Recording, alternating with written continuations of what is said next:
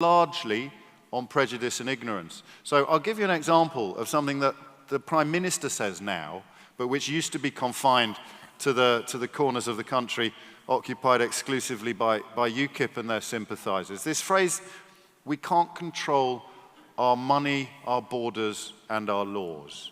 Now, I hear that on the Today programme most mornings, a flagship political programme or current affairs programme in this country for all of my lifetime, and it goes unchallenged. Let's break it down very, very briefly in a way that no presenter of the Today programme has ever bothered to do, because, and that's, I mean, there's a criticism implicit in what I just said, but I'll briefly explain in a moment why it's a criticism I actually understand. So, we can't control our money. What money? No one ever says that.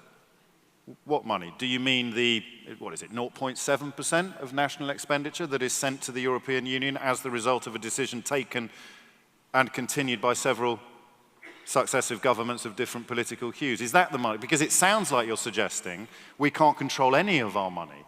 What you're talking about is 47 pence per person per day? I mean, a smaller part of our national expenditure than when you see the pie chart of where your tax take goes. Is that what you're talking? That money, that's the money we can't control. What do you mean when we say we can't control it? So you've asked them what money means. Now you ask them what control means, because it gets sent to Brussels, so we can't control it. Does that mean the money we send to NATO? Is that money we can't control as well? These are not complicated questions, and I still don't fully understand why they never get asked. But the reason why they get repeated and trotted out all the time is because they're so powerful. It's the British equivalent or the Brexit equivalent of Make America Great Again. We can't control our money, our borders, and our laws. Well, we've established what money you're actually talking about and what a fatuous comment that is to make, Prime Minister.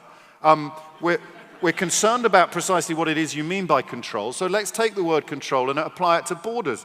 I didn't know, to my shame, before that referendum was conducted, about the relevant, I think Femi's on later, isn't he? Femi's coming in.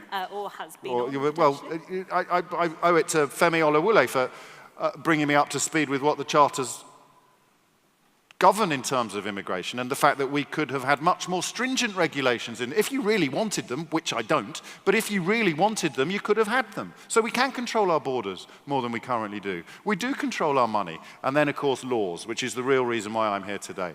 Because I discovered about 4 years ago that when someone is screaming at you about how awful the European Union is, and how they impose their laws upon us from without, and have robbed us of autonomy and sovereignty and independence, there is one very simple question you can ask every single one of them, which is this: what is the law you detest so much that you can't wait to wake up on the morning after Brexit and no longer have to obey it?